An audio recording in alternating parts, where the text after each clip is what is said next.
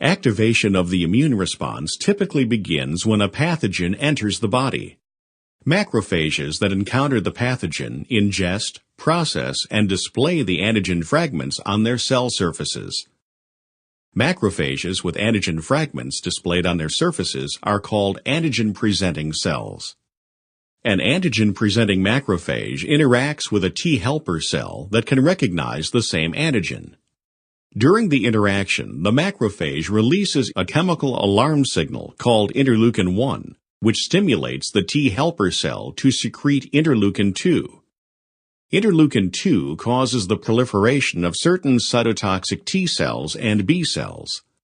The immune response from this point follows two paths, one using cytotoxic T cells and one using B cells. Normal cells of the body that become infected can also digest some of the pathogens and display antigen fragments on their cell surfaces. The body makes millions of different types of cytotoxic T cells. Each type is able to recognize a particular antigen. The cytotoxic T cells that are capable of recognizing the antigen displayed on the surfaces of infected cells bind to the infected cells and produce chemicals that kill the infected cell. Death of the infected cells results in destruction of the pathogen. B cells also come in millions of different types, each able to recognize a particular antigen. When B cells become activated by T helper cells, they differentiate into plasma cells. These plasma cells become antibody-producing factories, flooding the bloodstream with antibodies that can bind to the antigen involved in this infection.